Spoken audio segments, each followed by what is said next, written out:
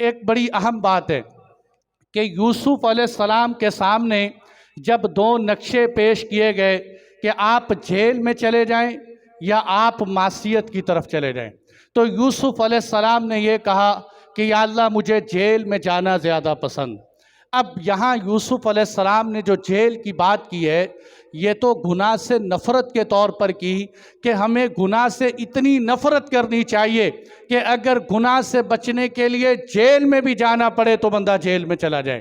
لیکن بعض مفسرین نے فرمایا کہ ایک روایت یہ بھی آتی ہے کہ اللہ تعالیٰ نے فرمایا اے یوسف اگر تو جیل پسند نہ کرتا، اے یوسف یہ میرا پوائنٹ ہے، اے یوسف اگر تو جیل کو پسند نہ کرتا، عافیت اللہ کی ذات سے مانگتا تو ہم تجھے زلیخا سے بھی بچا دیتے، جیل سے بھی بچا دیتے، ہم تجھے جیل سے بھی بچا دیتے اور زلیخا سے بھی بچا دیتے۔ تو میرے دوستو اس سے پتہ چلتا ہے کہ ہمیشہ اللہ کی ذات سے عافیت مانگنی چاہیے، اللہ سے عافیت۔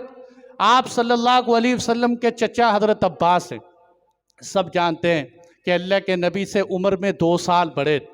آپ صلی اللہ علیہ وسلم کے بڑے ہمدرد تھے، بڑے غمخوار تھے، جب تک اسلام نہیں لائے اس سے پہلے بھی اللہ کے نبی کا ساتھ بہت دیتے اسلام تو فتح مکہ پہ لائے، بلکہ جب عقبہ ثانی جو بیعت عقبہ ہوئی یعنی مدینہ منورہ جانے سے پہلے حضرت مصعب بن عمیر جو 75 آدمیوں کا قافلہ لے کر آئے، اس میں حضرت عباس ابھی اسلام نہیں لائے لیکن کھڑے ہوئے اور ساتھ ان کو مخاطب کر کے کہا کہ تم میرے بھتیجے کو مدینہ منورہ لے جانا چاہتے ہو، لیکن ایک بات یاد رکھنا، میرے بھتیجے کی میری قوم میں بڑی عزت ہے اور ہمارے لوگ ان کو بہت پسند کرتے ہیں، اگر تم مدینے والے لے جانے ہی چاہتے ہو نا تو پھر گھبرانا نہیں، موت تک ان کا دفاع کرنا، موت تک ان کی حفاظت۔ کبھی اسلام نہیں لائے، اسلام سے پہلے۔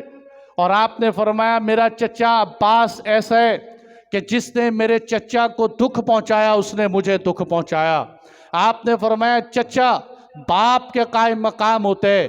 یہ حضرت عباس رضی اللہ عنہ، اب میں ادھر چلا گیا، حضرت عباس رضی اللہ عنہ عمر میں 2 سال بڑے تھے لیکن اللہ کے نبی کا ادب اتنا کرتے تھے کہ کبھی ایسی بات نہیں کی کہ یوں محسوس ہو جیسے عباس آپ سے بڑے، ہمیشہ ادب سے۔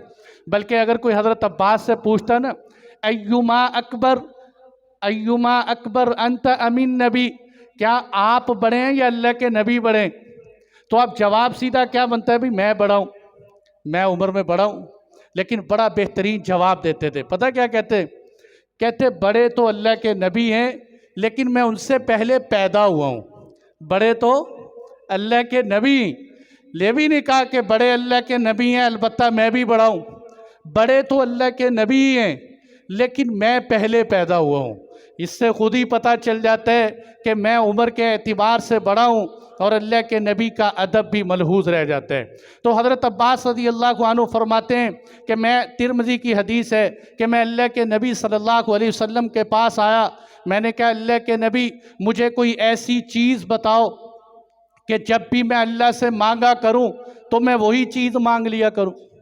آپ صلی اللہ علیہ وسلم نے فرمایا چچا صلی اللہ العافیہ، اللہ سے عافیت مانگو، اللہ سے عافیت مانگو۔ حضرت عباس فرماتے ہیں میں چند دن ٹھہرا رہا، پھر میں نے اللہ کے نبی کو ایک مجلس میں گھیر کے کہا اللہ کے نبی اگر میں اللہ سے کوئی چیز مانگوں تو کیا مانگوں؟ آپ نے فرمایا اے چچا صلی اللہ العافیت فی الدنیا والآخرہ، اللہ سے دنیا آخرت کی عافیت مانگا کرو۔ 2 دفعہ اپنے چچا کو یہ دعا سکھلائیے آپ صلی اللہ علیہ وسلم۔ ایک دفعہ اللہ کے محبوب تشریف لائے اور آپ نے دیکھا ایک صحابی ہیں بہت پتلے ہو چکے ہیں، جانور کی طرح، یعنی جیسے حدیث کے الفاظ بتا رہا ہوں اپنے نہیں، کہ اس کی طرح ایک پرندے کی طرح دبلے پتلے ہو چکے۔ آپ صلی اللہ علیہ وسلم نے فرمایا کہ بھئی تم اللہ سے دعا نہیں مانگ لیتے؟ انہوں نے کہا جی میں نے تو یہ دعا مانگی۔ دیکھو یہ بڑے پوائنٹ کی باتیں ہیں کہ دیکھو اللہ کے محبوب میں نے تو یہ دعا مانگی تھی کہ یا اللہ میرے جرموں کی سزا مجھے اسی دنیا میں دے دے، میرے گناہوں کی سزا مجھے اسی دنیا میں دے دے، آخرت میں نہ دینا۔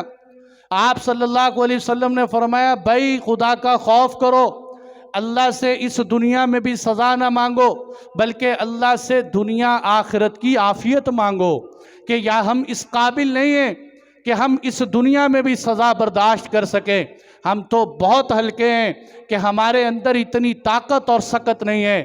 بلکہ کتابوں میں لکھا ہے کہ ایک عمر جو ہے حمال تھا، جو بوجھ برداری کا کام کرتا تھا، ملازم۔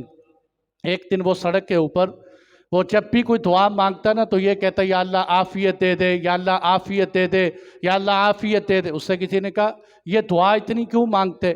اس نے کہا بھئی وجہ یہ ہے کہ ایک دن میں سڑک پہ جا رہا تھا، میں بوریاں اٹھاتا تھا، ایک دن میں نے بوری اٹھائی، مجھے بڑی مشقت ہوئی، میں نے کہا یا اللہ اس بوری کی بجائے تو مجھے کوئی 2 وقت کی روٹی مل جائے کہیں سے بھی، محنت مشقت نہ کرنی پڑے، بس میں 2 وقت کی روٹی کھا لوں۔ میں نے یہ دعا مانگی، کہتے اللہ نے میری دعا قبول کی، اور کیا ہوا کہ سامنے 2 بندے جھگڑ رہے، وہ لڑائی کرتے کرتے جب میں ان کو چھڑوانے کے لیے گیا تو سامنے والے نے اگلے کو تھپڑ مارنے کی بجائے میرے ہی رسید کر دی۔ بعض دفعہ چھڑوانے والا بھی مر جاتا ہے۔ اب جب اس کے لگی، کہتے وہ 3-4 مکے جو مجھے لگے، میرے بھی خون بہنا شروع ہو۔ پولیس آئی، اس نے کہا بھئی یہ تینوں لڑائی کر رہے ہیں، تینوں کو پکڑ کے جیل میں لے گئے۔ جب میں جیل میں گیا، میرے سامنے کھانا میں کھاتا رہا، رات کو سویا، کوئی غیب سے آواز آئی، اے عمر تو نے 2 وقت کی روٹی مانگی تھی، اللہ نے تجھے 2 وقت کی روٹی جیل میں دے دی۔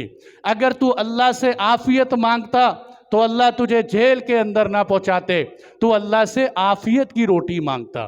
اس لیے میرے دوستو، کبھی گھبرا کر پریشان ہو کر یہ نہیں کہنا کہ یا اللہ ٹانگ ٹوٹی ہے، اس کی بجائے بخار ہی چڑھ جاتا، اس کی بجائے کوئی چھوٹی مصیبت آ جاتی، یہ نہ مرتا میں مر جاتا، اس کی بجائے یہ ہو جاتا۔ یہ بڑی سے چھوٹی، دیکھو شفا تو اللہ کی ذات نے دینی ہے، اس کے خزانوں میں کوئی کمی نہیں ہے۔ جب بھی اس سے مانگے، کھل کے مانگے، بڑے سے بڑا مانگے۔ عافیت کہتے کسے ہیں؟ عافیت وہ چیز ہے کہ اس دنیا کے اندر اور آخرت کے اندر جتنی پریشانیاں ہو سکتی ہیں، جتنے مصائب اور آفات ہو سکتے ہیں، ان سب سے بچنے کو عافیت کہتے ہیں، ان سب سے بچنے کو۔ اب دیکھو نا، جب ہم نے کہا اللہم انا نسألک العفو والعافیت فی الدنیا والآخرہ، تو کیا کہا؟ یا اللہ اس دنیا میں بھی ساری مصیبتوں سے بچا، آخرت میں بھی ساری مصیبتوں سے بچا۔ کتنی بہترین دعا ہے۔ آپ نے فرمایا اذان اور اقامت کے درمیان اللہ دعا قبول کرتے ہیں، دعا اذان اور اقامت کے درمیان اللہ دعا کو رد نہیں کرتے۔ حضرت انس فرماتے ہیں ہم نے پوچھا ہے اللہ کے نبی، جب یہ قبولیت کا وقت ہے تو اس وقت میں کون سی دعا مانگوں؟ آپ نے فرمایا انس اس وقت بھی عافیت کی دعا مانگو، اس وقت بھی عافیت کی دعا مانگو۔ یہ عافیت، حضرت ڈاکٹر عبدالحی عارفی فرمایا کرتے تھے عافیت ذہن کے سکون کا نام ہے، دل کے سکون کا نام ہے۔ آج امت دل کے سکون سے اور ذہن کے سکون سے پریشان ہے، تو اللہ سے دعا مانگے کہ یا اللہ مجھے عافیت نصیب فرما دے۔ اور میرے دوستو، مال نہ مانگا کرو، یا اللہ پیسے دے دے، نوٹ دے دے۔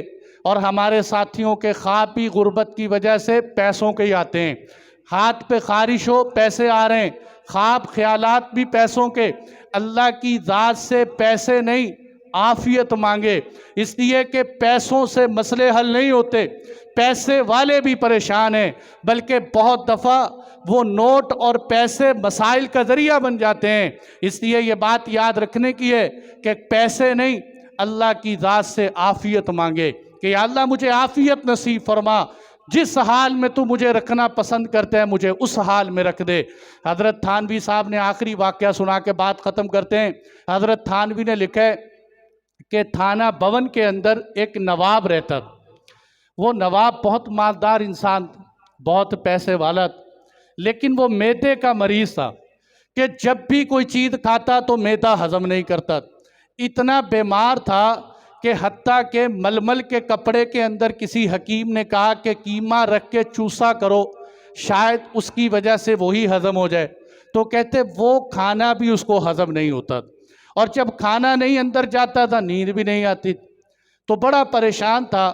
ایک دن اس نے دیکھا کہ ایک لکڑہارا جنگل سے لکڑیاں توڑ کے لا رہا ہے، اور کندھے کے اوپر لکڑیاں، لکڑیاں اس نے زمین پہ رکھیں، اپنے بورے کے اندر سے 2 روٹیاں نکالیں اور پیاز کاٹا، پیاز کاٹ کے جناب 2 روٹیاں کھا گیا سپیڈ کے اندر، اور روٹی کھانے کے بعد اسی جگہ پہ سو گیا، خراٹے مار رہے، نیند لے رہے۔ وہ دیکھ کے کہنے لگا کیا بات ہے اس کی، یہ کتنا خوش نصیب ہے۔ اپنے نوکروں سے کہنے لگا دعا کرو اللہ مجھے اس لکڑ ہارے کی جگہ پہ کھڑا کر دے، میں اپنی ساری نوابی اس کی 2 روٹیوں کے بدلے میں دے سکتا ہوں، کہ میں خود کھانا نہیں کھا سکتا جبکہ میرے کتے اچھی سے اچھی خوراک کھاتے ہیں، میری نوابی کس قابل ہے، میرا یہ پیسہ کس قابل ہے۔ اللہ کی قسم مجھ سے تو یہ لکڑ ہارا اچھا ہے جو محنت مشقت کر کے 2 وقت کی صحیح روٹی کھا لیتے ہیں۔